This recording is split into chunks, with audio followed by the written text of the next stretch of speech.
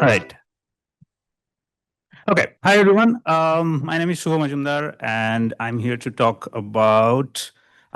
give you the bad news that the red teaming that we are doing in AI nowadays is not really red teaming. Probably not news to a lot of people, but yeah, that's what we ended up writing a paper on. And so that's what we're going to talk about. Perhaps it's a fitting end to this Camless, especially in a session on red teaming. So thanks, Rich, for giving us that order of in the schedule. But before getting started, this talk is not a technical talk, by the way. It's more of a critique slash policy talk that is sort of a food for thought as we sort of depart from this version of Camless. Before getting started, a little bit on the genesis of the work, especially because our third author, Abhishek, he is not with us anymore. And so this work was actually started by Abhishek and Brian. So I'll let Brian speak for a minute to give you more context before we dive in. Yeah, I know this is a little different than what we do, but we definitely wanted to acknowledge Abhishek, who was at, as you can see, the Montreal AI Ethics, a couple of other companies, and he and I had always talked about doing something together. And out of the blue, he reached out and said, "Hey, it's time for us to do something together."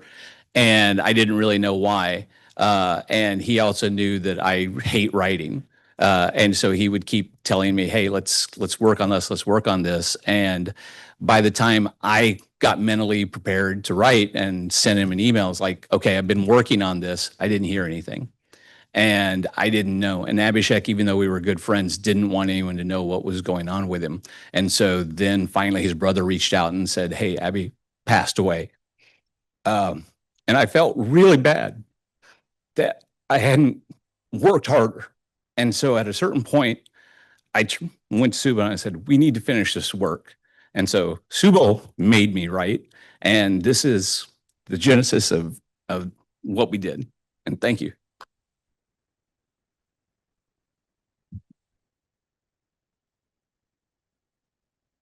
All right, let's dive right in.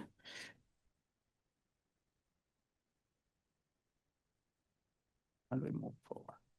How do we move forward? Okay. Moved forward too much. All right. So as we all know, AI red teaming is now a thing. Over the last couple of years, specifically after ChatGPT kicked us off on the generative AI journey, things really got going in the AI village organized red teaming exercise at DEF CON a couple of years ago. That was a monumental event, in my opinion, in the AI world overall. After that, a lot of policy pieces came out in red teaming, a lot of technical research happened in red teaming. LLM companies started doing red teaming as part of their normal model release process. All good things. But is this really red teaming? Can I see a show of hands who thinks this is really red teaming? Okay, I see half hands. If there was a full hand, I would have told you, okay, I'll see you outside after that talk finishes. But okay, yeah, I mean, it's not. Because we are like majority, at the very least, security practitioners here. And what we have known and many of us have done as red teaming is really this. We have taken a critical look at real world systems, software systems, and now potentially AI systems, and have tried to collaboratively with the development teams, with the stakeholders, tried to answer the question that had this system been deployed in real life, what would break? And what could be the potential causes because of something that we did or did not do? Well, it's not. Right now, what we're doing is not really that. Some people mean by red teaming just adversarial testing, like SAST or DAST, essentially. Otherwise, people do red teaming in its in the way it was intended somewhat, but that's still model red teaming. That's not red teaming the systems that's being built in business contexts. And we see the effects of that sometime in deployment. Not sometime, oftentimes, most probably, sometimes they don't get caught. But Pillar Security, a startup in the sphere, did like a survey recently, and they found out that it's actually really easy to break AI systems nowadays. On average, this is the situation. It takes 42 seconds and 5 interactions to break a system. And 90% of such successful attacks result in leakage of data. So the situation is not good. So obviously, model red teaming, model adversarial testing is not doing its job. We need to do better. So with that motivation, we're going to kick us off to really dive in and understand what red teaming was intended to do. We thought that, okay, let's get into the history of red teaming first, then get into what red teaming could be in the context of AI, and then finish off with some systemic recommendations. And we thought specifically adding the systemic recommendations because we are getting into the world of agents and multi-agent systems, not just agents, but agents interacting with each other. So in future, the definition of red teaming AI systems is going to evolve, and it's going to evolve into probably red teaming systems of AI systems. And that's where we want to be even more cautious, even more careful. We don't know what that future world would look like yet, so the best we can do is give recommendations. So that's what we try to do. So the history of red teaming is was basically given in The Art of War by Sun Tzu, that to know your enemy, you have to know yourself. Or the best way to know yourself is know your enemy. The idea is that you want to proactively look for flaws, and that practice was really started in the military through the practice of simulating enemy tactics by team-based exercises. Specifically, the first instance of red teaming we see is in the Prussian military, in the concept of war games, which involve tabletop exercises, and guess what? With red and blue pieces. So that's where the term red teaming finally came from. And then in the US military, it was adopted during the Cold War, post 9/11, because we figured out that there were some mistakes in specific parts of the federal government operations. And because of that, red teaming exercises and practices were really integrated into different parts of the military. There is well-known instances of using red teaming like exercises, practices in the Israeli military as well. Some of you might have seen this movie where the concept of the 10th man has been mentioned. And that's basically having a designated devil's advocate in operational teams whose job is to look for flaws proactively. In cybersecurity, red teaming, the adoption of cybersecurity, when it happened, we ended up emphasizing, for good reason, the adversarial aspect of red teaming, collaborative aspects as well, but because cybersecurity was geared towards preventing attacks, the adversarial aspect was emphasized. And finally, now we are doing AI red teaming. It has rightly been defined as a process where human participants interact with AI systems, LLM systems, LLMs under test to help uncover incorrect, harmful behaviors, insecure behaviors. But that hasn't really been found yet that much useful. There are flaws in that process. There is lack of consensus around what should be probed and what should they be probed for. People have complained that we focus too narrowly on models. Insider risk and many other risk factors are not cared for enough. And I think coming from a non-English speaking culture myself, I find this specifically egregious. Red teamings are And AI system developments also are limited to English language based probing. And because of these kind of situations, it's an open secret that red teaming is not really panacea. You need to do a lot more. So, more of what? That's where we wanted to propose certain things that we could do. And what we wanted to propose specifically is that red teaming is not just in red teaming AI systems. What we should do is not just red team the model itself, but red team the system that the model sits inside and red team the process of building, deploying, operating, and even retiring that system. Oh, that why do you need that? That's because AI systems, ML systems, do not operate in a vacuum. Deployed ML systems, if we look at the internals, if we try to map the internals of an ML system, an AI system, we would see that code is actually, wow, code is actually a very small part of the system. Um, there is domain knowledge, there is the whole okay, I'm not going to try here again. Okay, there is domain knowledge. There is the whole engineering stack involved in standing up what is defined in the code. And even that is even fine. That's something concrete. Look at the bottom side.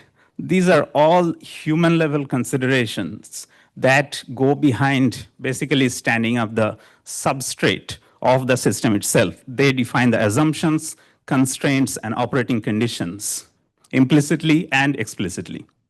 And so we need to red team the whole thing. We need to red team all of that, and we need to red team the process of coming up with all of that. And so that's why it's hard. That's what we call macro level red teaming. We divide this in 7 parts. I'm going to give like a brief overview of all the parts. We can read the full paper for more details. But in a nutshell, we need to start with inception. We need to even red team the idea that why do we need to build an AI system? Why do we need an automated solution for this problem instead of a human solution? And if we do that, we would know the exact reason why. If not, then the system might as well, we shouldn't build it. There are a lot of problems where we do not need to apply AI to get to a solution, just as traditional ML system should be just fine. There are many problems where we don't need a fully ML-driven automated solution, just a human in the loop, checkboxes and decision making, checkboxes based decision making should be just fine. So to get to those kind of situations, to suss out those kind of situations, we need to red team the inception of the problem itself. Then design. Before getting into the data piece, that okay, we have this data. Let's go ahead and build the model. We need to look at whether the data is available, what data is available, how is the outcomes of the model going to be operationalized, what UI would the outcomes be shown, how are they going to be shown, how are users going to interact. So those interaction modes would affect the downstream effects of the system. Those interaction modes could also affect the data coming in as well and the quality of the data. And also on the data side, whatever data we are gathering, can we use those to train the model? Can we use those to train the system from the perspective of governance and compliance? Third thing, again, data. I talked about the process that goes behind collecting and using the data. We should also red team the composition of the data itself, because again, this is ML practitioners know this really well, that representativeness in data, quality of data affects the quality of the downstream artifacts you build on that data, be it ML models, AI systems. The fourth is development. Just like Arjun talked about right now, we need to understand, we need to probe for supply chain vulnerabilities, including package hallucination. We need to look for data poisoning. We need to figure out if the training or fine-tuning pipelines are sufficient enough, if the infrastructure to run these processes, if those are sufficient enough, if we have enough budget, if we have enough compute, things like that. Deployment, integration problems, again, same things, permission issues and all that stuff that we all in the industry have learned to love so much, hashtag not. Um, so these things need to be taken care of. Just because we figured out that, okay, we can have an AI-driven solution and we even developed a solution, deploying that solution might be difficult. Deploying that solution might involve jumping through many hoops and getting permission from many places. That is also becomes part of the red teaming, and it's better to know that beforehand. Maintenance and retirement, basically checking for drifts, figuring out how we can, when and how we should retrain the model, figuring out when and how we should retire the system itself. And after we retire the system, take care of migration, make sure that the data is data that has been collected from the usage is being saved according to compliance. And then there is no data leakage happening when migrating the data from one place to other, for example, to a newer version of the system. So basically things that most of us do, but that we also need to do as part of the system, as part of the process of red teaming an AI system. That's all we're proposing. And finally, last but not the least, micro level red teaming, model red teaming. We should do that because this is what the situation is right now, that there is this whole blob of mess that is a base language model. It can do a lot of things in questionable fidelity, of course, but at least it has the ability to do a lot of things. There are many things we do not understand about the functionalities and lack thereof of language models or of generative AI models in general. When we are deploying such a technology into to solve a real purpose, we are using a little bit of the capability of the model. So we need to understand that where the capabilities that we are not using, what's happening with them? Are they actually not getting used, or can they actually prop up in certain kind of situations that we have not accounted for? So for that, a lot of work has been done, so I'm not going through all of that. We talked a lot about many of the red teaming, model red teaming methods over the last 3 days. But I'm just going to point out that overall, the objectives of model red teamings that have been proposed, which I found super useful, we all should read this paper, are that model red teaming is boundary seeking in nature, so edge cases of capabilities, generating edge cases, and it should discover risks that is inherent to the model, but not intended before they manifest in the actual deployment situations. Okay, we are getting to the end. Systems perspective, we need to look at things not just from a macro or micro level, but almost in like a meta level, because AI agents are coming, or rather AI agents are here, but they are not going to operate in a vacuum. AI agents are going to interface with other agents. Those agents can be other AI agents or embodied agents, so basically humans. So AI agents are going to be part of human in the loop workflow. There could be agent to human to agent workflow. So 2 to the power n being very large workflows. AI agents would be part of that. AI agents would be part of multi-agent systems that will operate as agents themselves. So to red team this kind of a graph is hard. And on top of that, that graph will be part of an environment of multi-agent systems. So we need to red team the environment as well. That's easier said than done. So we are not going to propose any solutions to that in this talk. We are going to finish up with a concept of a plan. Just some recommendations. That's it. Let's adopt a systems mindset. Systems security and how to um, control hazards of a multi-agent system has been tackled in domains like airline security or airline safety and other areas of other variants of safety over the last few decades. There is a book by Nancy Leveson that I really like. So we all should draw from these kind of learnings from past similar domains in the systems theory. Second thing is pairing red teaming with testing. Testing tests for known failure modes. Red teaming looks for unknown failure modes. So there is a natural feedback loop that goes between these two. We should leverage and strengthen that feedback loop in an application-driven manner. Third thing, coordinated disclosure. This is something Brian and I are involved in as part of a nonprofit. We should think about how we should do coordinated disclosure for AI systems.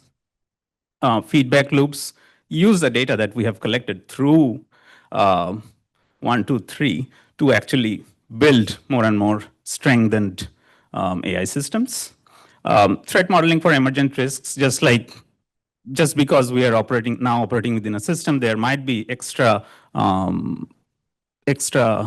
sources of threats that emerge from the interactions of different parts of the system, which would be agents themselves. And then finally, check for drifts in the risk landscape of a certain system, which could be single agent, which could be multi-agent. So with that, I'll finish. Thank you, everyone. It was a great experience being in Camlist for the last 3 days. I'm happy to take any questions.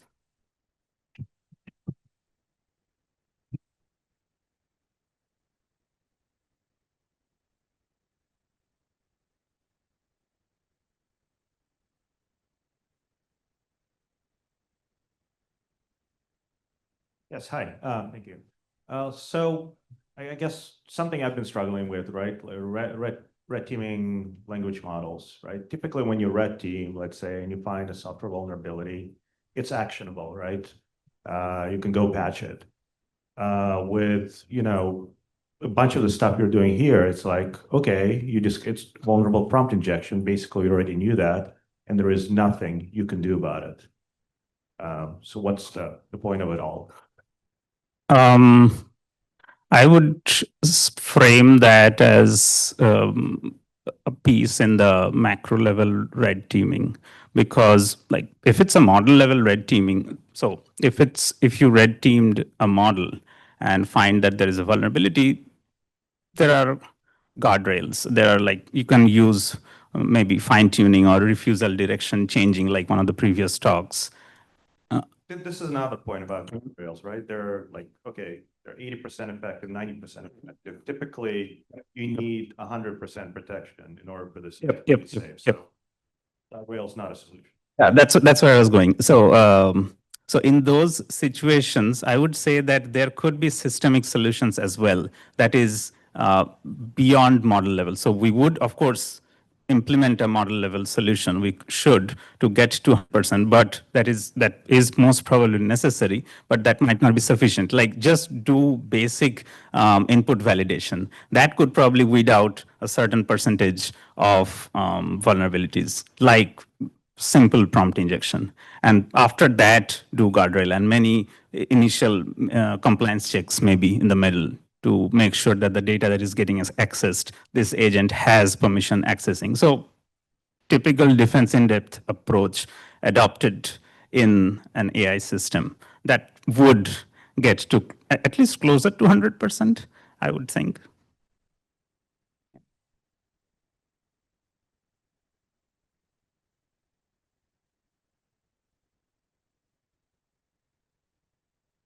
Thank you for your Yeah, presentation. thanks. You have a good title, Red Teaming AI Red Team.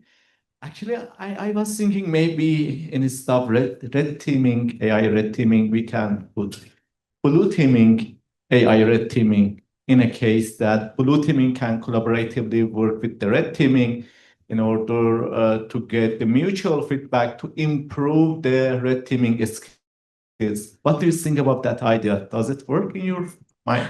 Yeah, I totally agree. So that could be, I think, again, another part of the macro level red teaming process where the teams that are collaborating to red team the system and at each of the 7 stages, one of the teams could be the blue team, where there is actually an iterative feedback loop going on between a few other teams who are on the red side to figure out flaws, and then they're collaboratively fixing the flaws. Some of them could be technical, some of them could be process related. Yeah. Thank you. Totally.